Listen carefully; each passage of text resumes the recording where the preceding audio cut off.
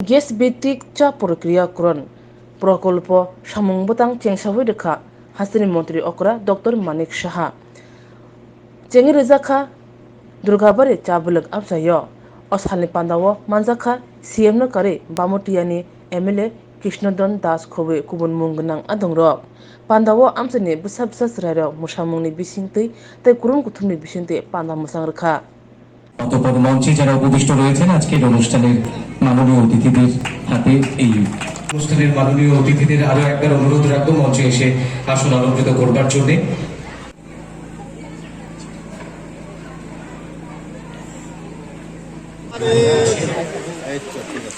আমরা যারা এখানে সমবেত রয়েছি আমরা প্রত্যেকে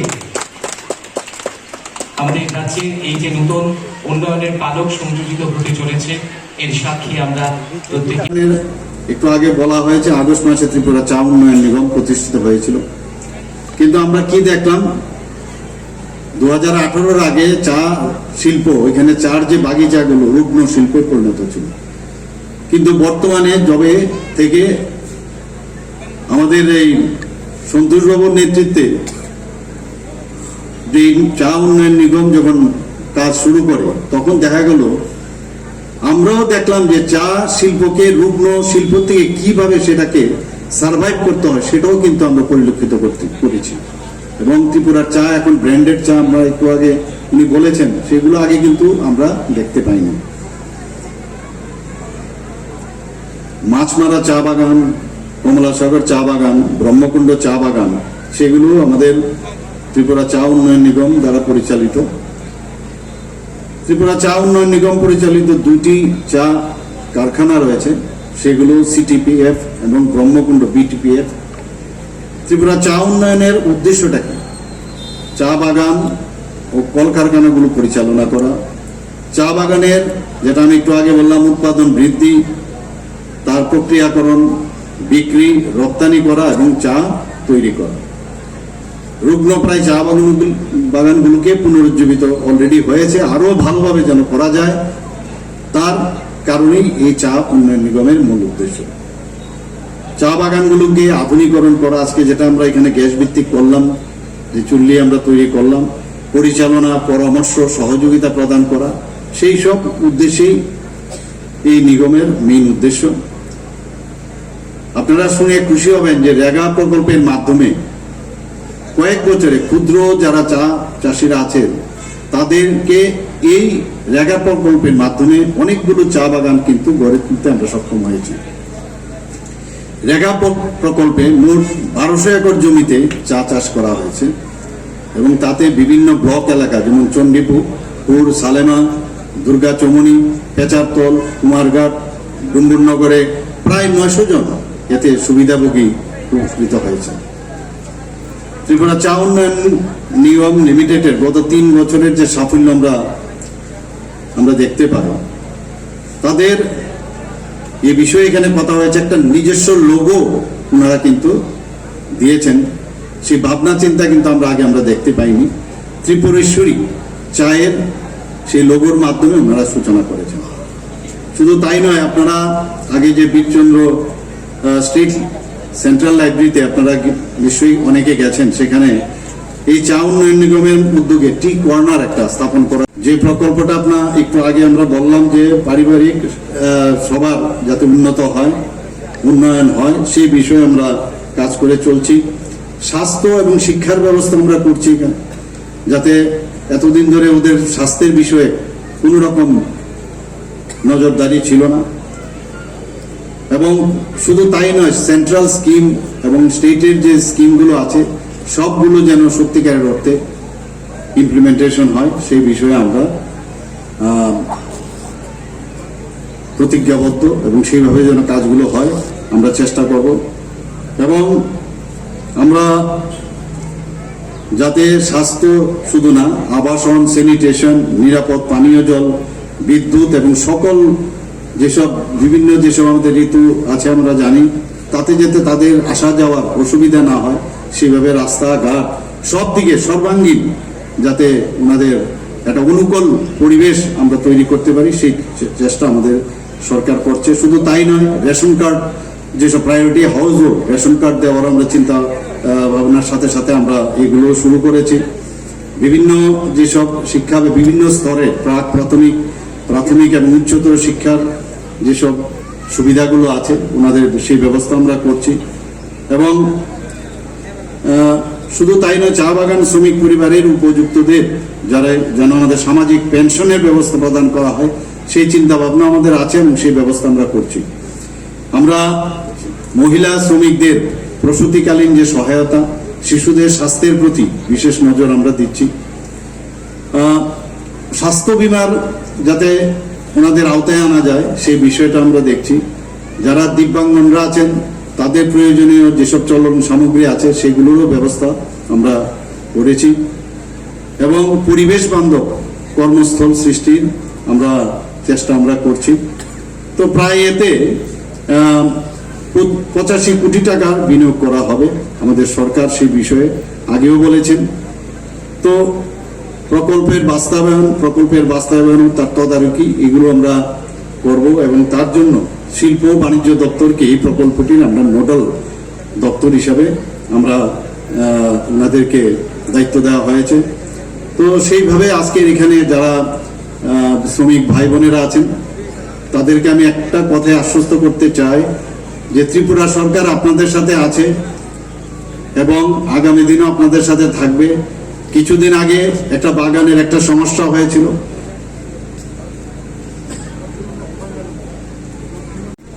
যে কয়লার পরিবর্তে গ্যাস ভিত্তিক এই ধরনের একটা প্রকল্প এখানে আজকে উদ্বোধন হলো।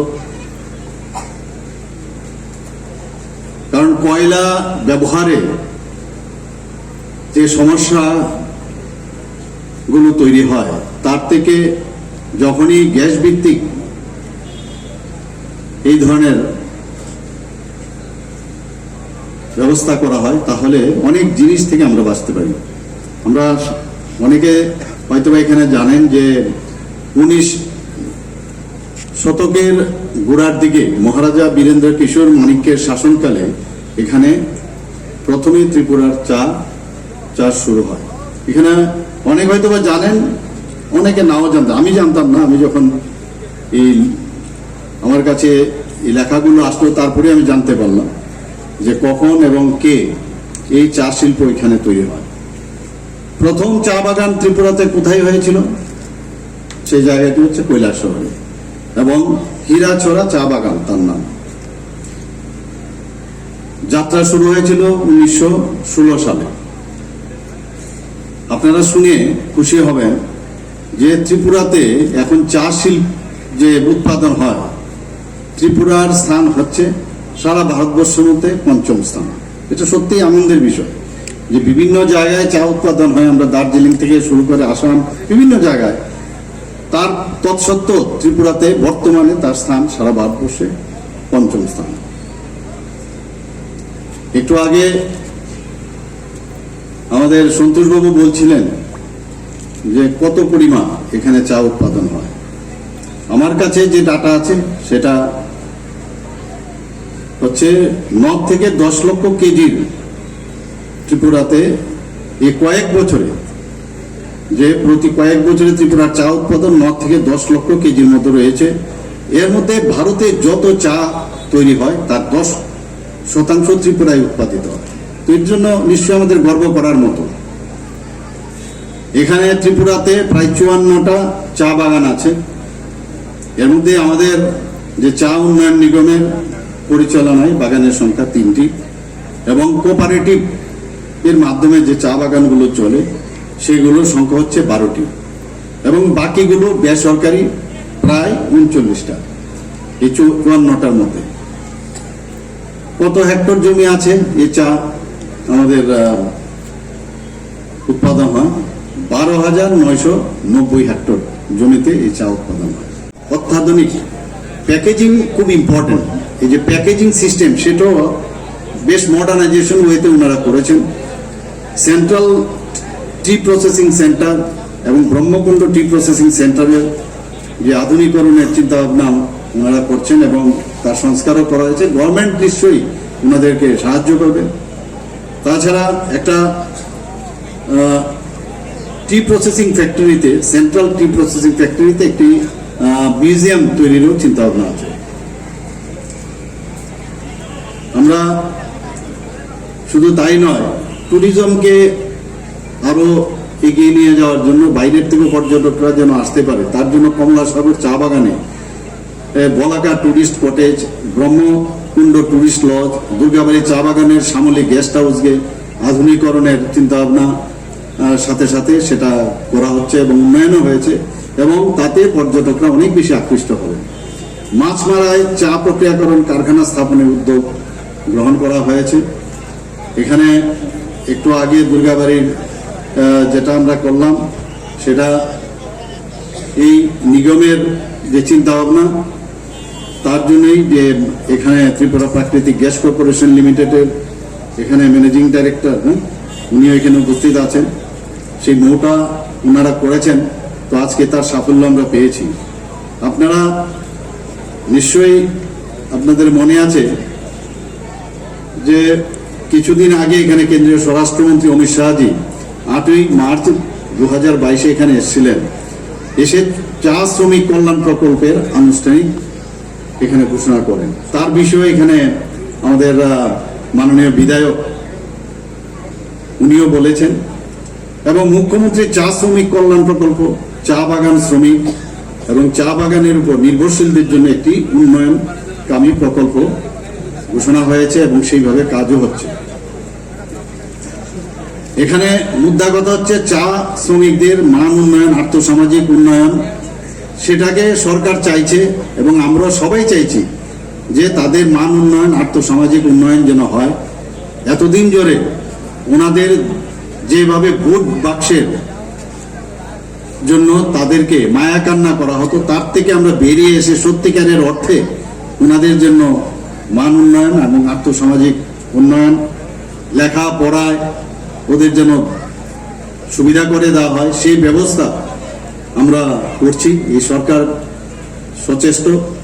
এবং একটু আগে যে কথাগুলো বললো যে জায়গা, যাদের জায়গা ছিল না জায়গা দেওয়ার ব্যবস্থা করা হয়েছে। এখানে এটাও বলা হয়েছে যে একজন চা শ্রমিক একজন টিসিএস হয়েছেন, তো সেই টোটাল ওনাদের যে এতদিন ধরে যে ডিপ্রাইভ করা হয়েছে, তার থেকে আমাদের এই সরকার সবকা সাথ সবকা বিকাশ এবং তার বিশ্বাস এবং তার প্রয়াস, এই চিন্তায় আমরা কিন্তু চলছি এবং তার প্রকৃত উদাহরণ বর্তমান সরকার যেভাবে কাজ করে যাচ্ছে এবং এই বিষয়ে এখানে আলোচনা হয়েছে।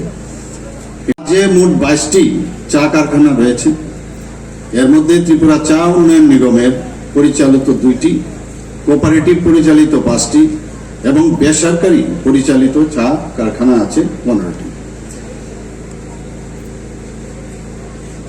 এই চা বাগানের সাথে যুক্ত শ্রমিকের যে সংখ্যা, সেটা প্রায় 14,000 উপরে। তো বিরাট একটা সংখ্যক শ্রমিক এই চা বাগানের মধ্যে কাজ করে। রাজ্যে ক্ষুদ্র চাষি আছে এই চা বাগানে প্রায় 2,800 এবং তারা প্রায় 8 মিলিয়ন কেজি সবুজ পাতা উৎপাদন করে থাকেন। আমি এই কথাগুলো বলার উদ্দেশ্য হচ্ছে যে এখানে যখন আমরা এই বিষয়গুলো আমরা জানব, ত্রিপুরার চা শিল্পে কিভাবে আমাদের শ্রমিকগণ ইনভলভ আছেন এবং কি পরিমাণে আমাদের কোয়ালিটির চা এখানে উৎপাদন হচ্ছে, সেই বিষয়ে অবগত করা। এখন এই যে চা শিল্প, তার যে উন্নয়ন, তার মূল আধার কি? রাজ্য সরকারের সহযোগিতা অবশ্যই প্রয়োজন, সেটা আমরা করে যাচ্ছি। এবং একটু আগে জমির কথা বললেন, যে চা সাথে যুক্ত যারা শ্রমিকরা আছেন তাদেরকে জমির প্রাপ্যতা, অনুকূল পরিবেশ সৃষ্টি করা, ইনফিলিং এর সুযোগ করে দেওয়া, ক্ষুদ্র চা চাষীদের সহযোগিতা, তাছাড়া কখনোই এই শিল্পের উন্নতি সম্ভব নয়। আমাদের ভবিষ্যৎ পরিকল্পনা কি আছে?